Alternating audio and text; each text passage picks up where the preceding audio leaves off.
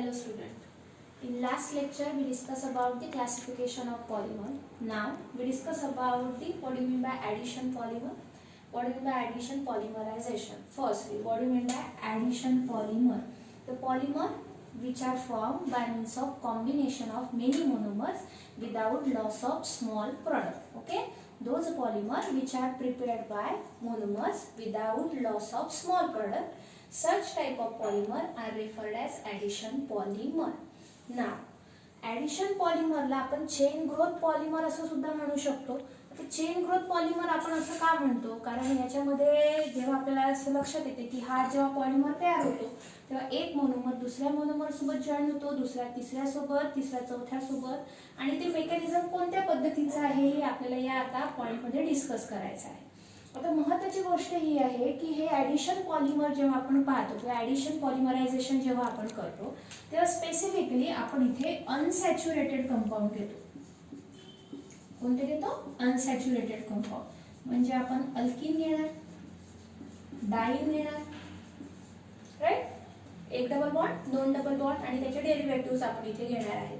म्हणजे most of the time आपण कसं घेतो तर विनिल कंपाऊंड घेतो. विनिल मागे सांगितलं होतं मी याचं एक्झाम्पल आपल्या पुस्तकामध्ये दोन दिलेले आहे. तुम्हाला एक दिला आहे विनिल क्लोराईड आणि दुसरा दिला आहे विनिल सायनाइड.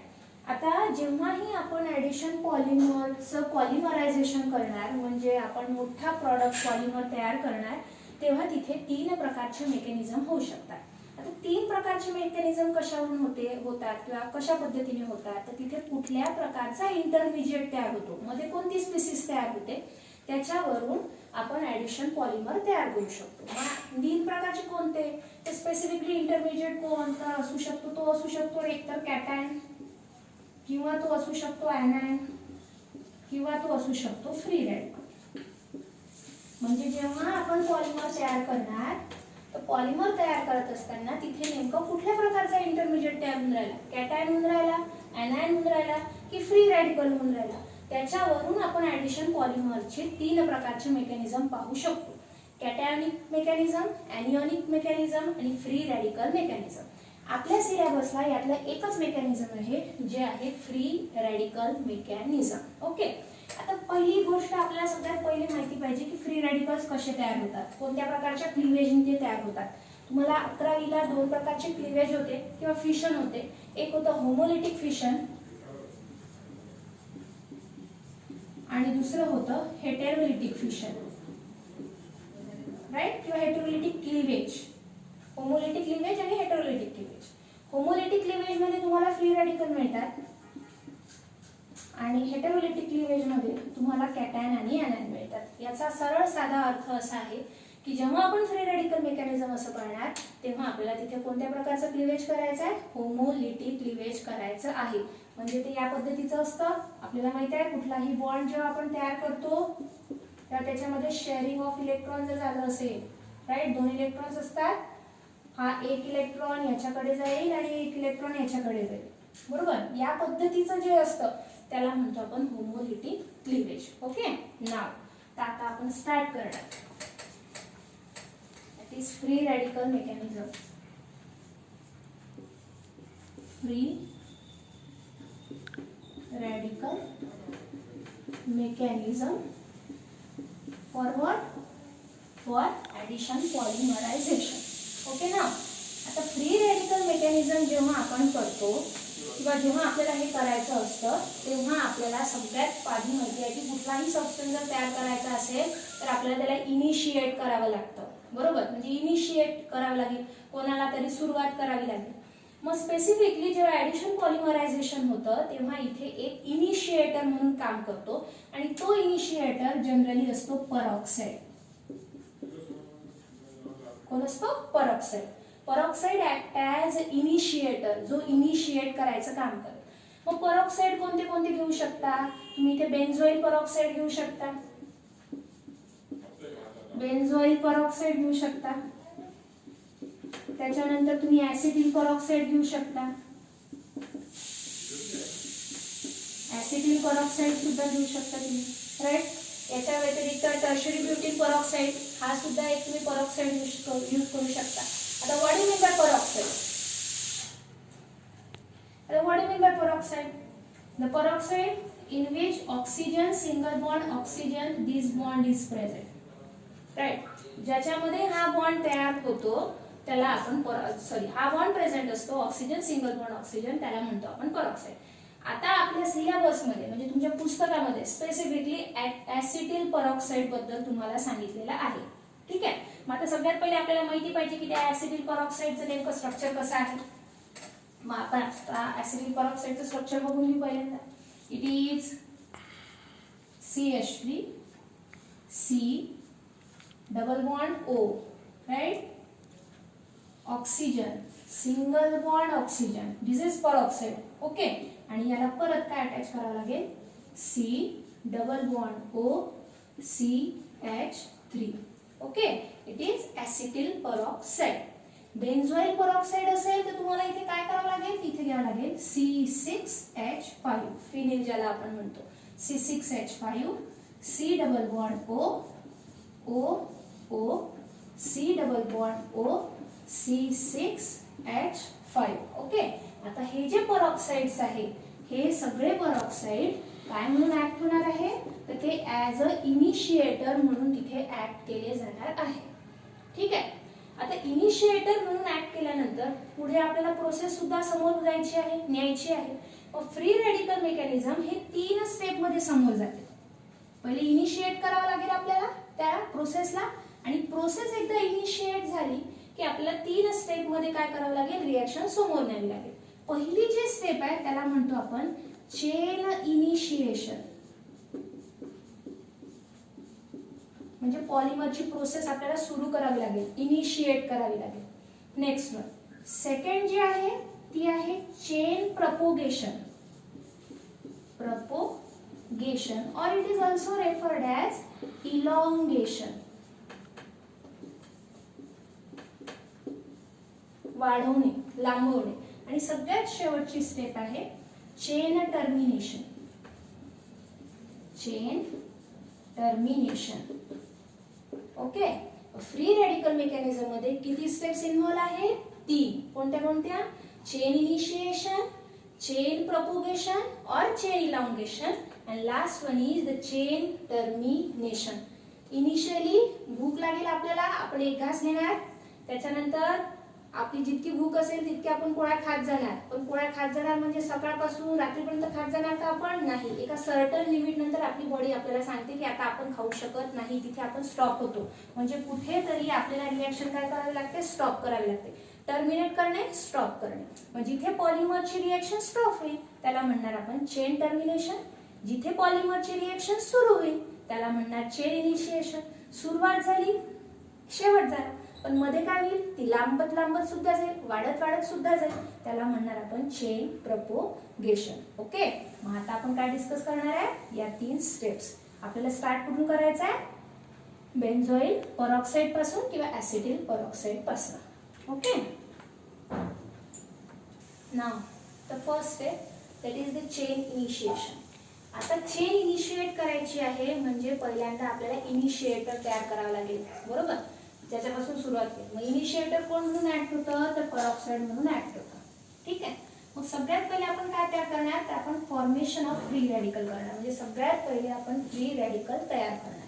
मग मी आधीच सांगितलं की ऍसिटिल पेरॉक्साइड आपण यूज करणार. मग त्याचं स्ट्रक्चर मी ड्रॉ करून घेते पहिल्यांदा CH3 C double bond O O single bond O C double bond O CH3. Okay.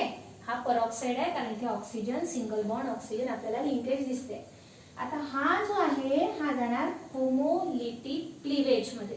कशामध्ये जाणार होमोलिटिक क्लीवेज मध्ये किंवा फिशन मध्ये. ठीक आहे. आता होमोलिटिक क्लीवेज कुठे करायचं तर या पेरॉक्साइड लिंकेजलाच करायचं. म्हणजे या ऑक्सिजन सिंगल बॉन्ड ऑक्सिजन मध्ये जे 2 इलेक्ट्रॉन आहेत असे 2 इलेक्ट्रॉन्स असतील. हे जे 2 इलेक्ट्रॉन आहे याला आपल्याला होमोलिटिक फिशननी ब्रेक करायचं आहे. काय होईल बा तर हा एक इलेक्ट्रॉन या ऑक्सिजन कडे जाईल आणि हा एक इलेक्ट्रॉन या ऑक्सिजन कडे जाईल. 2 इलेक्ट्रॉन सेपरेट झाले म्हणजे बॉन्ड तयार झाला नाही ब्रेक होऊन जाईल. मग आपल्याला काय मिळेल बघा आपल्याला काय मिळेल तर काय मिळेल आपल्याला मिळेल CH3 C double bond O, right? CH3 C double bond O, single bond O, आणि हा जो इलेक्ट्रॉन आहे तो या ऑक्सिजनवर येऊन जाईल, ऑड इलेक्ट्रॉन म्हणून.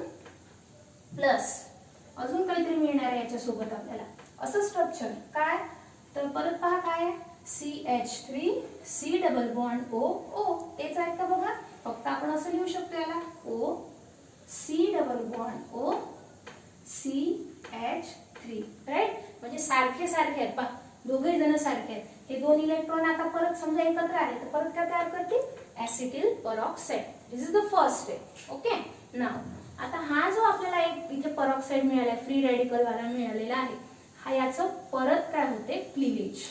याचं फर्दर परत क्लिवेज होते.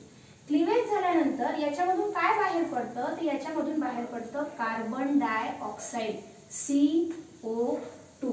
पहा या स्ट्रक्चर मध्ये कुठेतरी आपल्याला CO2 दिसत आहे का, CO2 दिसत आहे का, म्हणजे त्याच्यासारखे मॉलिक्यूल काही दिसत आहे का, तर दिसतात आहे. कुठे पहा, हा एक कार्बन, हा एक ऑक्सिजन आणि हा एक ऑक्सिजन. पण प्रॉब्लेम एक आहे की CO2 मध्ये C double bond O C double bond O असा आहे, म्हणजे इतका जो पोर्शन आहे हा निघून जाणार आहे, बाहेर जातोय म्हणजे इतका पोर्शन निघून जातो. मग आता काय होतं नेमकं इथे, तर इथे हा जो अल्किल ग्रुप आहे, हा इथे याला अटॅच असणारा हा, इथे सुद्धा किती इलेक्ट्रॉन आहे, इथे सुद्धा 2 इलेक्ट्रॉन आहे. आता हा जो बॉन्ड आहे हा सुद्धा कशामध्ये जातो, होमोलिटिक क्लिवेज मध्ये. कशामध्ये जातो, होमोलिटिक क्लिवेज मध्ये. होमोलिटिक क्लिवेज मध्ये गेल्यानंतर परत काय होईल, हा बॉन्ड ब्रेक होईल. हा बॉन्ड ब्रेक झाल्यानंतर काय होईल बघा, तर तुम्हाला हे असं स्ट्रक्चर मिळेल, काय, CH3 या कार्बनवर काय असेल, फ्री रॅडिकल, प्लस पहा आता काय मिळेल, C डबल बॉन्ड O, एक इलेक्ट्रॉन या कार्बन जवळ गेला, सिंगल बॉन्ड O, आणि ऑक्सिजनवर परत काय होतं, एक फ्री रॅडिकल. आता हे दोन फ्री रॅडिकल एकत्र येतील, एकत्र आल्यावर ते काय करतील, इथे एक बॉन्ड तयार करतील, आणि बॉन्ड तयार केल्यानंतर काय तयार होईल बेटा, पहा C डबल बॉन्ड O, आणि इथे सुद्धा सिंगल बॉन्डचा डबल बॉन्ड होईल, C डबल बॉन्ड O, म्हणजे काय तयार झाला, CO2. म्हणून आपण इथे डायरेक्ट काय लिहिलं, लॉस ऑफ CO2. कळतंय काय केलं, पहा काय केलं, ऍसिटिल परऑक्साइड घेतला, परऑक्साइड लिंकेज आपण ब्रेक केली बाय युजिंग होमोलिटिक क्लिवेज. एक इलेक्ट्रॉन या ऑक्सिजन कडे गेला, एक इलेक्ट्रॉन या ऑक्सिजन कडे गेला, आणि आपल्याला हे अशा प्रकारचं स्ट्रक्चर मिळालं, 2 वेळा मिळालं. पुढे त्याचं परत होमोलिटिक क्लिवेज झालं, त्याच्यामधून काय बाहेर पडला, तर कार्बन डायऑक्साइड. आता CO2 बाहेर पडला म्हणजे आपल्याला अल्किल ग्रुप आणि C डबल बॉन्ड O मधला बॉन्ड काय करायचा आहे, ब्रेक करायचा आहे, परत होमोलिटिक क्लिवेजनी. होमोलिटिक क्लिवेजनी ब्रेक केल्यानंतर काय दिसते तुम्हाला, हा जो मिथिल आहे याच्यावर फ्री रॅडिकल आहे, म्हणजे याचं नाव काय, it is methyl free radical. आता तुम्हाला एक गोष्ट माहिती आहे की जे फ्री रॅडिकल्स असतात ते हायली रिएक्टिव्ह असतात, म्हणजे ते पटकन दुसऱ्यासोबत काय होतात, रिएक्ट होतात. मग सगळ्यात पहिले आपण काय तयार केलं बघा, आपण तयार केला फॉर्मेशन ऑफ फ्री रॅडिकल, म्हणजे सगळ्यात पहिले आपण फ्री रॅडिकल्स तयार केले. अशी किती फ्री रॅडिकल्स तयार होतील बेटा, 2, कारण तुमच्याजवळ किती मॉलिक्युल्स आहेत, इथे 2 घेतले मी, याच्यापेक्षा जास्तच मॉलिक्युल घेणार आहे तुम्ही. अशी किती मिथिल मॉलिक्युल तयार होते, 2. ओके, आता याच्या समोरची स्टेप पाहू आपण. ना इथपर्यंत पोहोचलो आपण, CH3 free radical, methyl free radical. आता काय होते बघा, हा जो मिथिल फ्री रॅडिकल आहे हा आपण कशामध्ये ऍड करणार आहे, मी सगळ्यात पहिले सांगितलं की ऍडिशन पॉलिमरायझेशन मध्ये आपण अनसॅच्युरेटेड कंपाऊंड घेतो, म्हणजे ज्याच्यामध्ये डबल बॉन्ड प्रेझेंट आहे असे. मग स्पेसिफिकली इथे मी इथिन मॉलिक्यूल घेतला, राईट, इथिन पॉलिथिन जर मला तयार करायचं असेल तर. मग इथिन मॉलिक्यूल मध्ये डबल बॉन्ड दिसतो आपल्याला, आणि या मिथिल ग्रुप मध्ये इथे काय आहे, फ्री रॅडिकल प्रेझेंट आहे, therefore it is methyl free radical और अल्किल फ्री रॅडिकल. आता स्पेसिफिकली परत काय होता, काय होते बघा, हा खूप रिएक्टिव्ह मॉलिक्यूल आहे, याच्या प्रेझेन्स मध्ये कोण ठेवला आपण, इथिन. आता हा इथिन काय करेल, हा सुद्धा होमोलिटिक फिशन मध्ये जाईल. होमोलिटिक फिशन मध्ये जाईल म्हणजे हा जो डबल बॉन्ड आहे हा परत ब्रेक होईल, यातला एक इलेक्ट्रॉन या कार्बन कडे जाईल आणि एक इलेक्ट्रॉन या कार्बन कडे जाईल. ऍज अ रिझल्ट स्ट्रक्चर कसं तयार होईल बघा, याचं स्ट्रक्चर असं तयार होईल, CH डबल बॉन्डचं कन्व्हर्शन सिंगल बॉन्ड मध्ये CH आणि इथले जे एक एक इलेक्ट्रॉन होता त्यातला एक इलेक्ट्रॉन राहील या कार्बन जवळ आणि एक इलेक्ट्रॉन राहील या कार्बन जवळ, बरोबर. म्हणजे इथिन फ्री रॅडिकल आपल्या तिथे तयार होईल. आता काय होते बघा, हे असं स्ट्रक्चर झाल्यानंतर हे आपल्याला स्किप करायचं आहे समजून घेण्यासाठी म्हणून मी लिहिलं. काय झालं, फ्री रॅडिकलच्या प्रेझेन्स मध्ये इथिन मॉलिक्यूल आला, इथिन मॉलिक्यूल होमोलिटिक क्लीवेज मध्ये गेला आणि त्यांनी तिथे काय तयार केले, तिथे त्यांनी फ्री रॅडिकल्स तयार केले. आता काय होते, हा जो आपण पहिल्या स्टेप मध्ये फ्री रॅडिकल तयार केला होता, हा फ्री रॅडिकल आता या इथिन मॉलिक्यूलच्या या फ्री रॅडिकल सोबत कंबाईन होतो. म्हणजे काय की हा मिथिल मॉलिक्यूल मधला हा फ्री रॅडिकल म्हणजे हा इलेक्ट्रॉन आणि या इथिन मॉलिक्यूल मधला हा इलेक्ट्रॉन किंवा हा पण असू शकतो. आता हे जवळ जातं म्हणून मी हा घेतले. हे दोन इलेक्ट्रॉन परत एकमेकांच्या जवळ येतात. आता दोन इलेक्ट्रॉन जवळ आले म्हणजे तिथे काय तयार होईल, तर एक प्रकारचा बॉन्ड तयार होईल, हा आणि हा. मग स्ट्रक्चर काय मिळेल बेटा आपल्याला, तर आपल्याला स्ट्रक्चर असं मिळेल, मी समोर लिहिते बघा. काय झालं, या CH3 नी याच्या सोबत बॉन्ड तयार केला म्हणजे मला इथे मिळेल CH3. याचा एक फ्री रॅडिकल म्हणजे याचा एक इलेक्ट्रॉन आणि ह्या कार्बनचा एक इलेक्ट्रॉन म्हणजे इथे तयार झाला एक बॉन्ड म्हणजे CH3. हा कोण आहे, CH2 लिहिलं मी, CH2. परत कोण आहे, CH2. पण या कार्बन सोबत सॉरी या फ्री रॅडिकल सोबत कोणी बॉन्ड तयार केलाय का, नाही, तो तसाच आहे.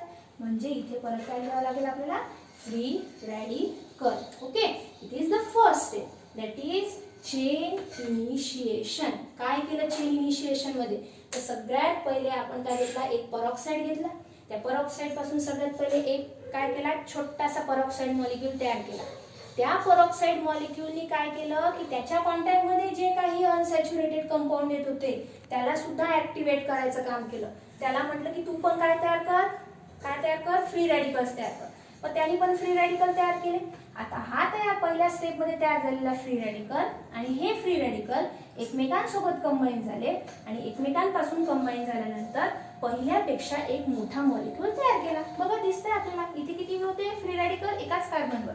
आता हा जो आहे, ही जी स्पीसीज आहे, या स्पीसीज मध्ये किती कार्बन आहे, टोटल 3 कार्बन आहे. मग ही जी स्टेप आहे या स्टेपला म्हणतो आपण चेन इनिशिएशन.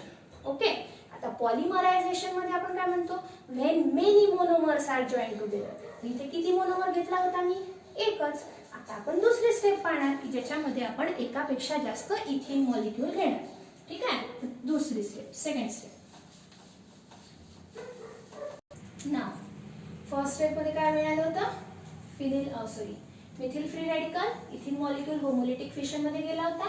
फ्री रॅडिकल्स तयार झाले होते. हा CH3 याला अटॅच झाला होता आणि आपल्याला हा इथे एक फ्री रॅडिकल मिळाला होता. याला आपण चेन इनिशिएशन असं म्हटलं होतं. आता पुढे काय होईल, आता चेन इनिशिएशन केल्यानंतर त्या पॉलिमरच्या याच्यामध्ये एकच मोनोमर असेल का, तर नाही, तिथे नंबर ऑफ मॉलिक्यूल्स असतील. मग आपल्याला समजण्यासाठी मी परत एक दुसरा मॉलिक्यूल घेतला. इथे तुम्ही डायरेक्ट N सुद्धा लिहू शकता, पण मी समजून घेण्यासाठी म्हणून एक घेतला. आता काय होईल, परत तेच स्टेप होईल बेटा. हे पण पहिल्या स्टेप मध्ये हा मिळाला, मी हा असा लिहिला. आता दुसरा इथिन मॉलिक्यूल घेतला. परत हा इथिन मॉलिक्यूल कशामध्ये जाईल, होमोलिटिक फिशन मध्ये. का होमोलिटिक फिशन मध्ये जाईल, कारण इथे फ्री रॅडिकल आहे म्हणून हे सुद्धा काय जनरेट करतील, फ्री रॅडिकल जनरेट करतील. म्हणजे परत ती स्टेप, याच्यामध्ये होमोलिटिक फिशन होईल. परत इथे काय तयार होईल, या प्रकारचं structure CHH single bond CHH. इथे एक फ्री रॅडिकल, इथे एक फ्री रॅडिकल. या फ्री रॅडिकलला हा फ्री रॅडिकल दिसेल, त्याच्यामुळे हा CH2 आणि हा CH2 एकमेकांसोबत बॉन्ड तयार करेल. काय स्ट्रक्चर मिळेल बघा, आपल्याला स्ट्रक्चर मिळेल CH3. पुढे काय मिळेल, CH2 CH2. मी इथे लिहिते CH2 CH2. करेक्ट. या CH2 नी काय केल्या, या इथिन मॉलिक्यूल जो होमोलिटिक फिशन मध्ये गेलाय त्याच्या फ्री रॅडिकल सोबत काय केला, बॉन्ड तयार केला. म्हणजे परत इथे तयार काय होईल, CH2. करेक्ट. हा CH2. परत कोणता बॉन्ड येईल, सिंगल बॉन्ड CH2. याच्यासोबत कोणी बॉन्ड तयार केलाय का, नाही. म्हणजे इथे परत काय तयार होईल, CH2. इथे काय येईल, परत फ्री रॅडिकल. पहा, पहिल्यांदा मिथिल फ्री रॅडिकल तयार केला होता. त्या मिथिल फ्री रॅडिकलनी पहिल्या इथिन मॉलिक्यूल सोबत बॉन्ड तयार केला. मग हे तिघ जण एकत्र झाले. त्या तिघांनी मग दुसऱ्या इथिन मॉलिक्यूल सोबत काय केला, बॉन्ड तयार केला. असाच काय दिला आता, नेक्स्ट परत काय होईल बघा, तो परत मी लिहिला, काय मिळाला होता मला, CH3 CH2 CH2 CH2 CH2 हाच लिहिला मी परत. इथे काय आहे, फ्री रॅडिकल. परत हा दुसऱ्या इथिन मॉलिक्यूल सोबत बॉन्ड होईल, CH2 डबल बॉन्ड CH2. हा इथिन मॉलिक्यूल या पेरॉक्साइड फ्री रॅडिकलच्या प्रेझेन्स मध्ये आल्या कारणामुळे परत हा होमोलिटिक फिशन मध्ये जाईल. होमोलिटिक फिशन मध्ये गेल्यानंतर एक इलेक्ट्रॉन इकडे आणि एक इलेक्ट्रॉन इकडे, बरोबर. म्हणजे इथे परत स्ट्रक्चर असंच तयार होईल, CH free radical, single bond CH2 free radical. परत हा फ्री रॅडिकल आणि हा फ्री रॅडिकल एकमेकांसोबत बॉन्ड तयार करतील. मग काय स्ट्रक्चर मिळेल, तर आपल्याला काय मिळेल बघा, काय मिळेल, CH3 CH2 CH2 CH2. 3 वेळा म्हणून मी असं लिहून घेते, CH3 CH2 CH2 CH2 आहे का, CH2 CH2 CH2. या CH2 ने याच्यासोबत बॉन्ड तयार केला म्हणून परत CH2 आणि हा परत CH2 आणि सगळ्यात शेवटचा जो CH2 आहे त्यांनी कोणासोबत बॉन्ड तयार केला नाही म्हणून मी इथे लिहिलं, काय लिहिलं, डॉट दाखवला. ठीक आहे. मग आता असे एक एक मॉलिक्यूल काय होत जाईल, ऍड होत जाईल. असे नंबर ऑफ असेल. पण नंबर ऑफ स्टेप्स दाखवणार का आपण, नाही. नंबर ऑफ स्टेप्स आपण दाखवणार नाही. म्हणून आपण काय करू शकतो की पहिली स्टेप झाल्यानंतर खालच्या नेक्स्ट स्टेप मध्ये आपण काय लिहू शकतो की it is n number of, हे असं जसं मी लिहिलं, इथे लिहिलं होतं आपण CH2 CH2 CH2 CH2 right, free radical plus n number of CH2 double bond CH2. हे n नंबर घेतले. आता n नंबर जर घेतले तर हे सुद्धा किती तयार होईल, n नंबर मध्ये कुठेतरी. म्हणून मी कुठले तरी दोन काय घेईन, इथिन मॉलिक्यूल आणि इथे लिहिणार बाय n. याचा अर्थ इथे मध्ये n नंबर ऑफ इथिन मॉलिक्यूल एकमेकांसोबत जॉईन झाले. म्हणजे एक इथिन मॉलिक्यूल दुसऱ्याला झाला, दुसऱ्या तिसऱ्याला झाला. म्हणून अशा स्टेपला म्हणतो आपण चेन प्रपोगेशन. चेन प्रपोगेशन, वाढते आहे चेन. पहिल्यांदा एकच इथिन मॉलिक्यूल होता, मग 2 झाला, 2चे 3, 3चे 4, 4चे 5, असं कुठपर्यंत, जोपर्यंत तिथे इथिन मॉलिक्यूल ऍड होत आहे तोपर्यंत. Okay. Last one, number 3, that is chain termination. आता चेन टर्मिनेशन आपण केव्हा करतो, जेव्हा दोन सारख्या चेन्स एकमेकांसोबत जॉईन होतील. म्हणजे याच सारखी एक मॉलिक्यूल काय होऊन राहिला, तयार होऊन राहिला आहे आणि दुसरा सुद्धा काय होतील, एकमेकांसोबत अटॅच होत आहे. किंवा सगळ्यात शेवटचे 2 फ्री रॅडिकल आहे आणि आता तिथे कंबाईन व्हायला काहीही शिल्लक नाही राहिला आहे.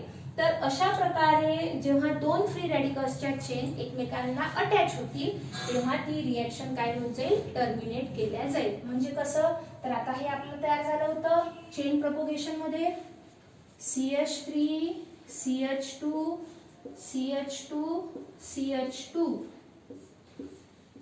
Bye n CH2 CH2. ही एक चेन तयार झाली समजा त्या कंटेनर मध्ये. अशीच एक दुसरी चेन तयार झाली, अशीच एक दुसरी. ओके. मी खाली लिहिते, इथे 2 टाइम्स लिहू शकतो आपण, CH3 CH2 CH2 CH2 bye n CH2 CH2 free radical. आता आपल्याला माहिती आहे ना किती पण फ्री रॅडिकल इथे तयार होऊ शकतात आणि कशा पण चेन येऊ शकतात.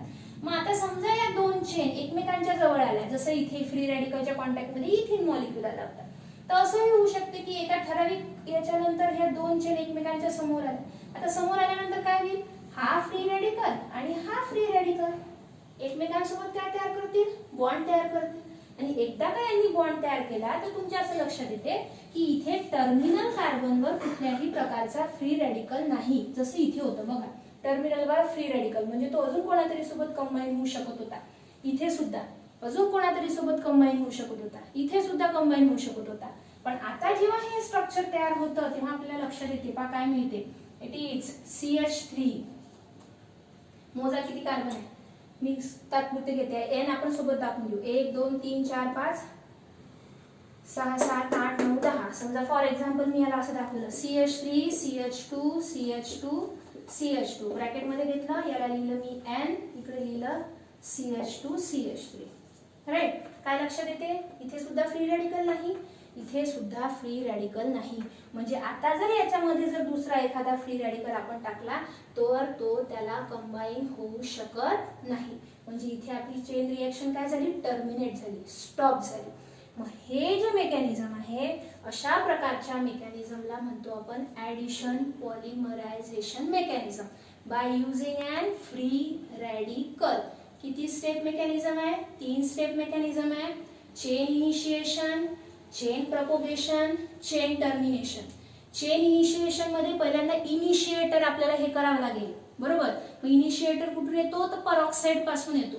मग तो परऑक्साइड काय करतो, तयार केलेला परऑक्साइड आपण स्पेसिफिकली यूज केला होता ऍसिटिल परऑक्साइड. तो परऑक्साइड इथिन मॉलिक्यूलला काय करतो, इनिशिएट करतो की तू पण परऑक्साइड तयार कर. आणि त्याच्यासोबत हा परऑक्साइड फ्री रॅडिकल काय होतो, कंबाईन होतो आणि स्टार्टिंगचा फर्स्ट बिग फ्री रॅडिकल तयार करतो. हा जो फ्री रॅडिकल तयार झाला आपला मोठावाला, हा फ्री रॅडिकल दुसऱ्या इथिन मॉलिक्यूलच्या सोबत कंबाईन होतो आणि पहिल्यापेक्षा अजून मोठा फ्री रॅडिकल तयार करतो. मग दुसरा फ्री रॅडिकल तिसऱ्याला करतो इनिशिएट की तू पण फ्री रॅडिकल तयार कर. म्हणजे पहिल्याने दुसऱ्याला केलं, दुसऱ्याने तिसऱ्याला केलं, तिसऱ्याने चौथ्याला केलं. अशी किती नंबर ऑफ घेतले इथिन मॉलिक्यूल, n नंबर ऑफ. म्हणून आपले n नंबर इतकी मोठी काय झाली, एक चेन तयार झाली. पण एका ठराविक कंडिशन मध्ये ती चेन काय होते, टर्मिनेट होते. जेव्हा 2 चेन सारख्या चेन एकमेकांच्या जवळ येतात तेव्हा ते काय करतात, एक बॉन्ड तयार करतात आणि त्याच्यामुळे टर्मिनल कार्बनवर कुठल्याही प्रकारचा फ्री रॅडिकल तिथे राहत नाही आणि तिथे चेन काय केली जाते, टर्मिनेट केल्या जाते. Okay, this is all about the mechanism of addition polymerization by using an free radical mechanism. Now, in our textbooks, there are the 3 types of addition examples are there. Mainly 5 examples are there for the addition polymerization. First one is the polyethylene, next one is the Teflon, next Orlon, Bunnayan and Bunnayas. Out of which we will discuss about the Teflon, Orlon and polyethylene. Okay, first one is the Teflon. आता Teflon नेमकं काय आहे. Okay, याचं पहिल्यांदा आपण structure पाहू की हा कोणत्या मोनोमर पासून तयार होतो. It is CF2 double bond CF2. तुमच्या असं लक्षात येत असेल की हा इथिन सारखा आहे, फक्त हायड्रोजनच्या ऐवजी काय आहे, फ्लोरीन अटॅच केलेला आहे, बरोबर हो की नाही. मग किती फ्लोरीन आहे, 4. Therefore it is tetra, right. Fluorine आहे देअरफॉर इट इज फ्लोरो आणि कार्बन डबल बॉन्ड कार्बन आहे म्हणजे इट इज इथिन. म्हणजे याचं नाव काय झालं, टेट्रा फ्लोरो इथिन. हा झाला याचा मोनोमर. मग एकाच मोनोमर पासून तयार होतो का पॉलिमर, नाही. म्हणून मला इथे लिहावं लागेल N. ओके, आता परत या कार्बनची व्हॅलेन्सी सॅटिस्फाईड झालेली आहे, याचीही झालेली आहे. म्हणजे हा पॉलिमरायझेशन मध्ये जाऊ शकत नाही. म्हणजे पहिल्यांदा काय होईल ॲडिशन पॉलिमरायझेशन मध्ये, तर हा मोनोमर काय करेल, होमोलिटिक क्लीवेज मध्ये जाईल आणि इथे काय तयार करेल, फ्री रॅडिकल तयार करेल. ते आपण दाखवणार नाही, फक्त सरळ सरळ दाखवणार की डबल बॉन्डचं कन्वर्शन सिंगल बॉन्ड मध्ये होईल. काय मिळेल आपल्याला, तर आपल्याला मिळेल CF2 सिंगल बॉन्ड CF2 ज्याला तुम्ही म्हणता monomer. Now this monomer is undergoes into and polymerization. Polymerization, the process in which many monomers are joined together.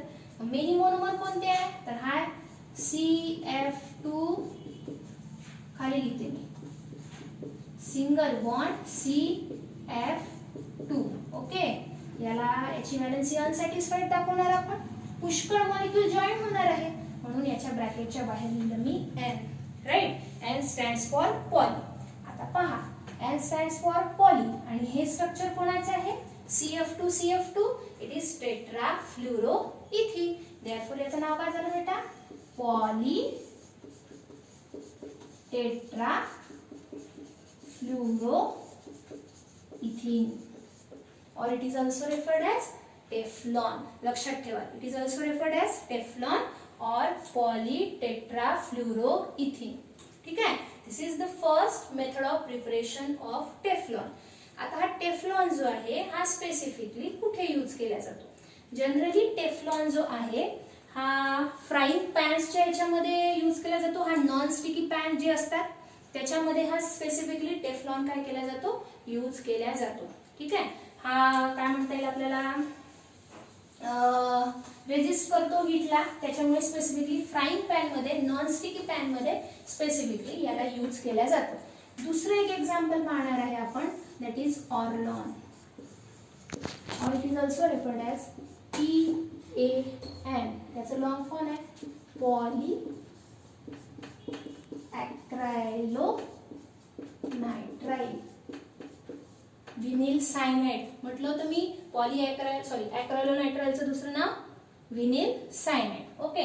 मग आता पहा, विनिल सायनाइडचं स्ट्रक्चर माहिती आहे आपल्याला. It is CH2 double bond CH3CN, right.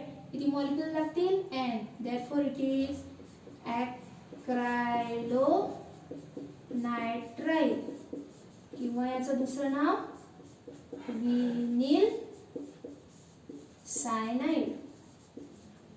परत व्हॅलेन्सी सॅटिस्फाईड आहे, जमून जाईल का, नाही. म्हणजे आपल्याला परत हा होमोलिटिक क्लीवेज मध्ये टाकावा लागेल. काय तयार होईल, आपल्याला मिळेल CH2 सिंगल बॉन्ड CH, खाली लिहिते मी CN. व्हॅलेन्सी सॅटिस्फाईड होत नाहीये, झालेली नाहीये ना. मग हा झाला आपला मोनोमर तयार. हा मोनोमर कशामध्ये जाईल, हा जाईल पॉलिमरायझेशन मध्ये.